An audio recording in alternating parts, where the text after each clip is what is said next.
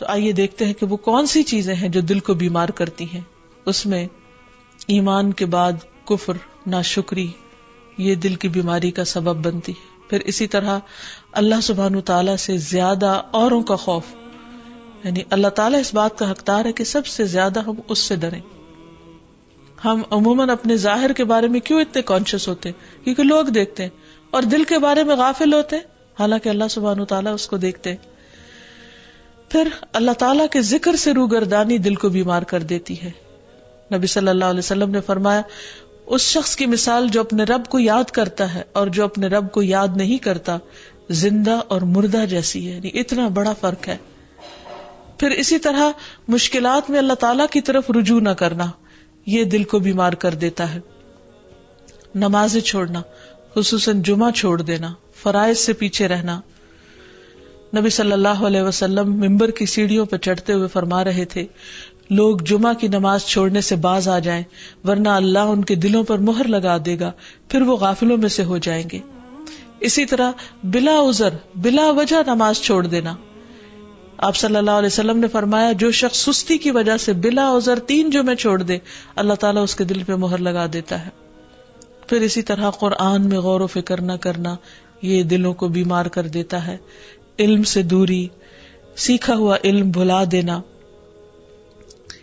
پھر آیات سے نصیحت نہ لینا، یعنی قرآن مجید پڑھنا، تلاوت کرنا، لیکن اس میں غور و فکر نہ کرنا اور اس سے کوئی سبق حاصل نہ کرنا. پھر سیکھ کر سمجھ کر اپنی مرضی کرنا اور غلط رستوں پر چلنا. پھر غلط کاموں کے بھی ایسے برے نتائج ہوتے ہیں جن کی وجہ سے دل سخت ہو جاتے ہیں، جیسے گناہ کرنا دلوں پر غلبہ پانے والا ہے. یعنی گناہ کے اثرات ہوتے ہیں، گناہ دلوں کو زنگ آلود کر دیتے ہیں، گناہ سے دلوں کی روشنی ختم ہو جاتی ہے.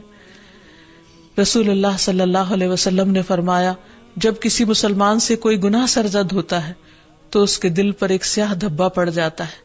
اگر وہ توبہ کرے اور باز آ جائے اور استغفار کر لے تو اس کا دل پھر سے صاف اور روشن ہو جاتا ہے.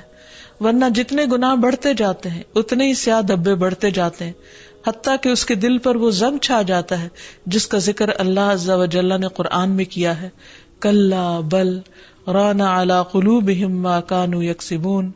ہرگز یہ بات نہیں، بلکہ ان لوگوں کے دلوں پر ان کے برے اعمال کا زنگ لگ گیا ہے.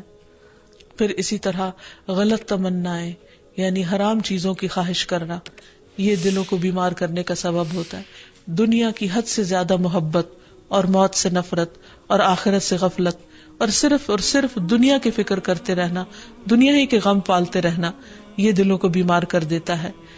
یعنی انسان جب اللہ تعالیٰ کے حقوق میں کمی کرتا ہے، بندوں کے حق میں کمی کرتا ہے، بد اخلاقی کرتا ہے، تو پھر دلوں کے اوپر میل چڑھنے لگتی ہے، دل سیاہ ہونے لگتے ہیں اور دل بیمار ہونے لگتے ہیں اور قلب سلیم سے بہت دور ہو جاتے ہیں. پھر اسی طرح محض اپنی خواہشات کی پیروی کرنا. نبی صلی اللہ علیہ وسلم نے فرمایا، مجھے تمہارے متعلق ان گمراہ کن خواہشات سے سب سے زیادہ اندیشہ ہے جن کا تعلق تمہارے پیٹ اور تمہاری شرمگاہ سے ہوتا ہے، اور اپنی مرضی پر چلنے کی گمراہی کا بھی اندیشہ ہے. پھر اسی طرح کثرت کلام اور کثرت طعام، بہت کھانا، بہت باتیں کرنا، یہ بھی دلوں کو سخت کر دیتی ہیں چیزیں. پھر ضرورت سے زیادہ سونا، یہ بھی دل کی سختی کا باعث ہوتا ہے. تو یہ چند ایک چیزیں ہیں جو دلوں کو بیمار کرنے کا سبب ہے. حقیقت یہ ہے کہ ہر وہ چیز جو اللہ کو ناراض کرنے والی ہے، خواہ اس کا تعلق سوچ سے ہو یا گفتگو سے ہو یا عمل اور رویے سے ہو، یہ تمام تر چیزیں انسان کے دل کی خرابی کا باعث بنتی. پھر اللہ کا ذکر کثرت سے کرنا. فرمایا وَاذْكُرُوا اللَّهَ كَثِيرًا لَعَلَّكُمْ تُفْلِحُونَ، اور اللہ کو بہت زیادہ یاد کرو تاکہ تم فلاح پاؤ. پھر اسی طرح زبان کی اصلاح کرنا. انس بن مالک سے روایت ہے، رسول اللہ صلی اللہ علیہ وسلم نے فرمایا، کسی آدمی کا ایمان درست نہیں ہوتا یہاں تک کہ اس کا دل درست ہو، اور اس کا دل درست نہیں ہوتا یہاں تک کہ اس کی زبان درست ہو جائے. یعنی دل کی اصلاح کا تعلق زبان کی اصلاح کے ساتھ ہے. اگر ایک شخص زبان سے اچھے الفاظ نکالے گا تو اس کا دل یقیناً اچھا ہو جائے گا. پھر اسی طرح شک والی چیزوں کو چھوڑنا، کیونکہ شک انسان کو بے چین کر دیتا ہے، دلوں کے اندر اضطراب پیدا کر دیتا ہے. پھر اسی طرح نیکی اور برائی کی پہچان حاصل کرنا، کیونکہ اگر انسان کا دل نیکی کے کاموں کو نیک سمجھے اور اس پر گواہی دے اور برائی کو برائی سمجھے تو اس سے انسان کا دل سیدھے رستے پہ چل پڑتا ہے. پھر کثرت سے موت کو یاد کرنا،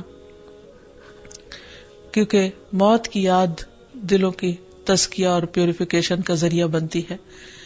پھر اخلاقی برائیوں سے پرہیز کرنا. پھر یتیم اور مسکین کا خیال رکھنا. ایک شخص نے نبی صلی اللہ علیہ وسلم سے دل کی سختی کی شکایت کی تو آپ صلی اللہ علیہ وسلم نے فرمایا کہ یتیم کے سر پر ہاتھ پھیرو، کیونکہ یہ دل کو نرم کرتا ہے. پھر اسی طرح بعض علماء نے کہا کہ دل کی اصلاح 5 چیزوں کے ساتھ ہوتی ہے. نمبر 1 غور و فکر کرتے ہوئے قرآن مجید کی تلاوت کرنا. نمبر 2 پیٹ کو خالی رکھنا یعنی روزہ وغیرہ رکھنا. نمبر 3 رات کا قیام. نمبر 4 سحری کے وقت اللہ کے آگے گڑ گڑانا، کیونکہ رات کے اس حصے میں دعائیں بہت قبول ہوتی ہیں. نمبر 4 نیک لوگوں کی مجلسوں کو اختیار کرنا، اچھی صحبت. اور نمبر 5 حلال کھانا. پھر اسی طرح گناہ کے بعد فوراً توبہ کر لینا، کیونکہ جب انسان گناہ کرتا ہے تو دل پر سیاہ دھبا پڑ جاتا ہے، اور اگر انسان توبہ کر لیتا ہے تو وہ دل پھر سے صاف اور روشن ہو جاتا ہے.